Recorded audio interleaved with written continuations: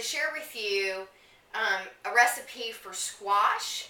This is squash that we got from our community supported agriculture share. You know, we get that on Wednesdays. You know, we love to take our squash, I prick it, and then I stick it in the microwave for just a few minutes, depending on the size of the squash, 3 to 5 minutes. If you have spaghetti squash, you want to do it for 5 minutes, and then just, prick it with a fork so that it can breathe. And then when you bring it out, you can actually cut it on the cutting board a lot easier, and then you can peel it and then put it into soups. What I like to do is I like to just put it in a simple tomato soup, maybe with some chickpeas, and then the tomatoes with some cumin, salt, pepper, maybe just a sprinkle of Parmesan cheese. The cumin with the tomatoes, really good flavor. And then you have, the squash for some extra nutrition, and then of course the chickpeas for protein. Why don't you try that? It's a really good recipe.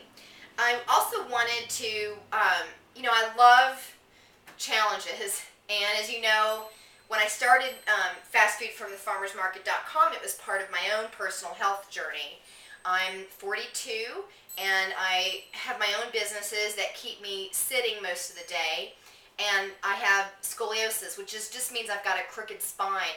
But I noticed that the internet was, because I sit all day and I'm on the internet or my email or something. I was doing a campaign a few years ago to beat Blogger Butt because I realized how much weight I had actually gained. And for me, it's really painful because I have a crooked spine, so any weight that I have on me puts extra pressure on my spine and makes my pain, I have chronic pain, even more difficult. So it's now April 2012, and I was reflecting today on the different challenges that I've done the past year. And there's a few things that are consistent. And I did my run this morning. I went trail running with my dog.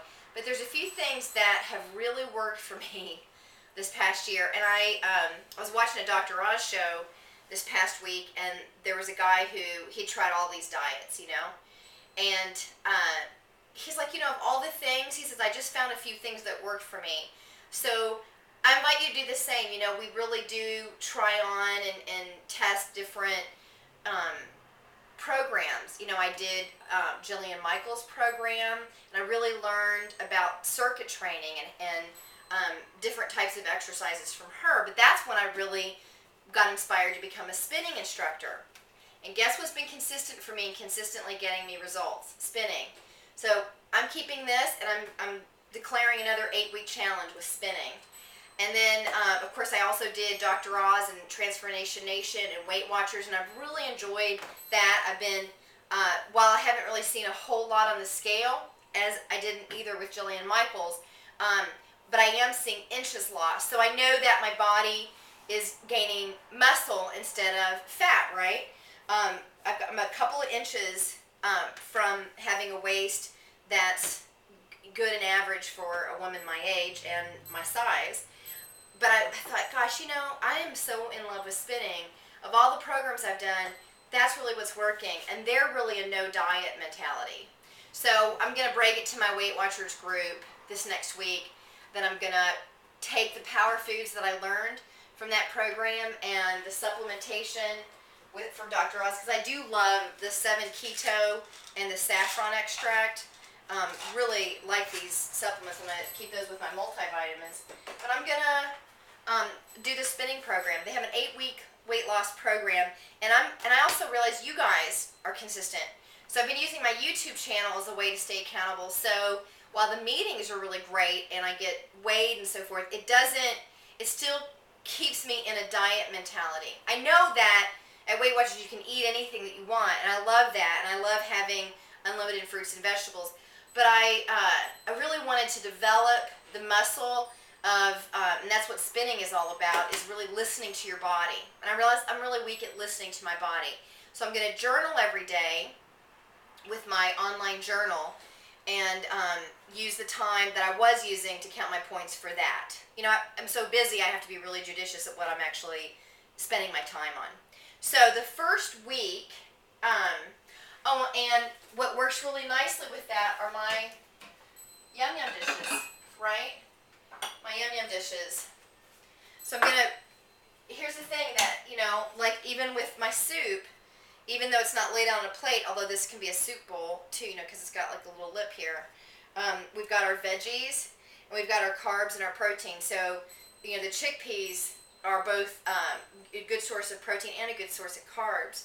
But I really think through, like, you know, balance between, you know, what I have on my plate, right? And one of the things that when I was reading this book, I was reading this yesterday, because I really do love spinning. It really is the one thing that's made my body so strong and is really having me overcome the negative effects of scoliosis.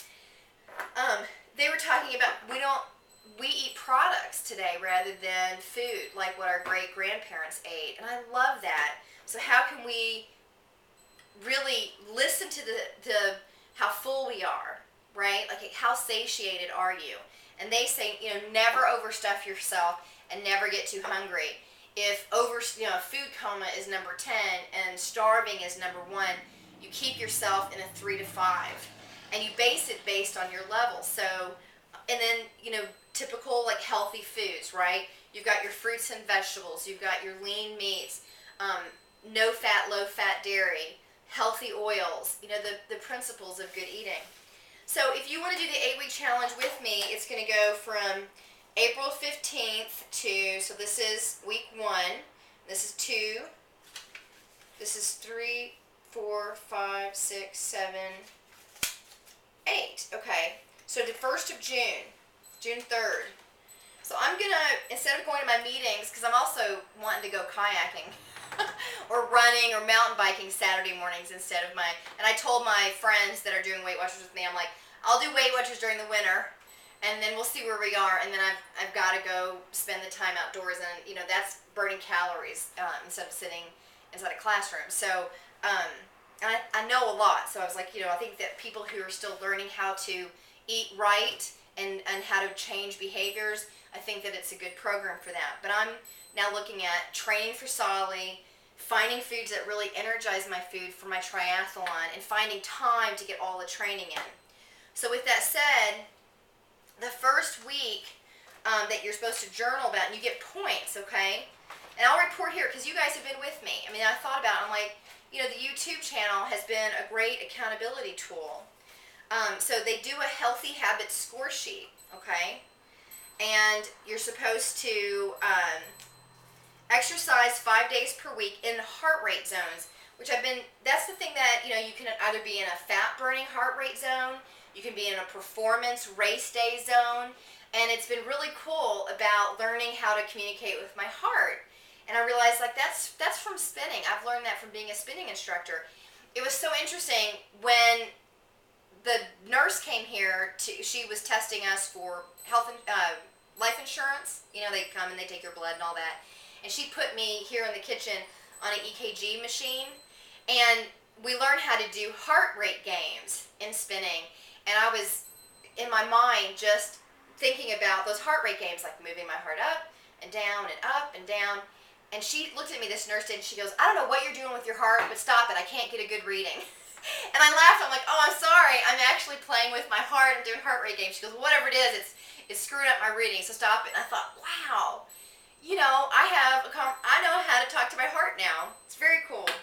And then you're supposed to do the activity, the healthy score sheets, and then you're supposed to do okay, we're supposed to do measurements. Okay, I'll have my husband help me with measurements. I've got which is, you know, more empowering for me because I've just been losing, you know, like last year, what was it, 20 inches, I think, all over my body.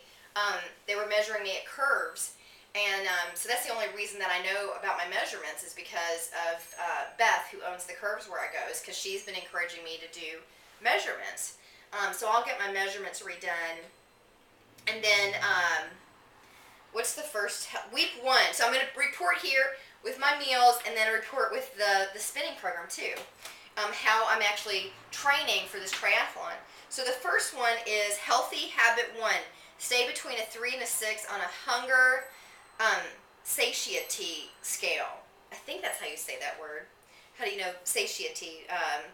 Being satiated, being full. So set a goal of eating at least 3 meals per day, evenly spaced apart, approximately 4 hours between meals. Include healthy snacks if you need to. And then healthy snacks are raw vegetables. They don't like you to eat hydrogenated fats. If you make a mistake and find yourself starving, drink a glass of water and then eat slowly. And don't eat while you're distracted. Use smaller dishes and eat slowly. So those are the things that I really need to work on. Distracted eating.